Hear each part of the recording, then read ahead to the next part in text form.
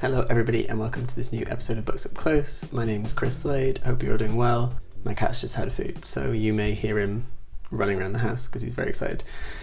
So today we're going to be talking about an incredible book of essays called A Little Devil in America in Praise of Black Performance by Hanif Abdurraqib.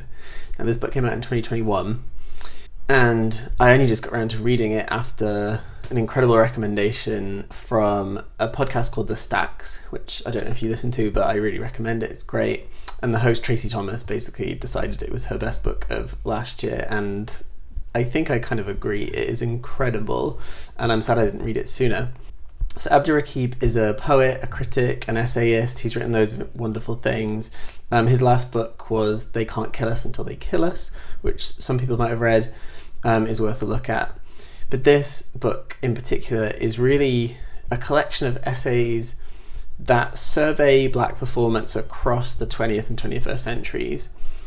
And it thinks about performance in broad ways, both in terms of kind of singers, actors, television, but also the kind of performance of the self, of identity, of belonging, of race, and so on. There was a range of essays in this book on things like Soul Train, on Michael Jackson. The Michael Jackson one is really interesting, actually, the way he weaves different topics together. There's one on Aretha that's wonderful. There's one on blackface that runs the gamut between Rachel Dolezal and Al Jolson and the jazz singer, to 8 Mile and so on, as well as an incredible essay on Whitney Houston's dancing, or lack thereof, which is really an essay about her belonging to Black communities as an African American singer and the way that she was kind of marketed and positioned within the industry. There's a great reflection on her at some kind of award ceremonies later in her career. What Abdurraqib does in all of the essays is braid together loads of different topics, so he can move in one paragraph from a kind of live performance to a moment from his own past to kind of historical context to something else, and he does it with such ease that I'm not quite sure how he writes these essays. I don't know whether they come in kind of like one long stream or what, but his ability to connect together seemingly disparate events and moments is incredible. The experience is unlike one I've had reading non-fiction before. One of the other things that comes with the essays is he's referring to specific performances, and what you want to do immediately is go and YouTube them, right? You want to watch as he's describing them, but at the same time you're so caught up in the prose that you want to kind of finish the essay first, so you're going to go back to these essays when you read them. I promise you that you will start reading, you will Google the thing, you maybe start to watch it, you'll go back to the essay, and vice versa. One of my favourite essays in there is on Beyonce and work, and he ties together his own personal kind of work history, if you like, with Beyonce's Super Bowl performance, where she invokes the kind of Black Panther iconography and so on. It's a really great essay. In between all of these longer essays, however, are these short ones, many of which are called On Times I Have Forced Myself to Dance. And these really short little fragments, some of which are kind of more poetic in style, I would say, are these little interludes, and they build up as the book goes along. And by the time you get to the end ones, you kind of sense some kind of narrative arc that Abdurraqib is making.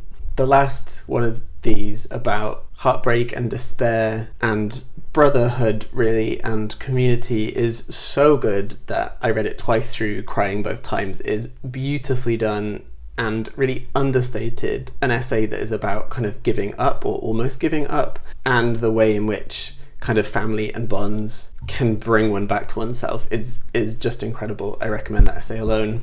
There's one a little bit further back about a moment when Abdurraqib is in the barber's chair and his barber is cutting his hair and says something that is homophobic, and the essay kind of spirals outwards, thinking about what it means to belong to community and call someone out while being in a space that is about being looked after and held and so on. It is incredibly done, and the only punctuation in it are these ampersands which link together each clause.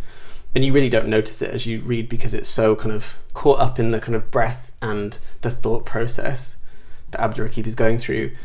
It is almost like poetry rather than prose, and there is so much stylistically going on that I think is incredible. I immediately sent it to some friends. I took photos and sent it because I thought this has to be read by other people right now. So in all, what I'm saying is this book is incredible and I can't recommend it highly enough, especially if you're not a non-fiction fan. I think you can read these essays. None of them are particularly long.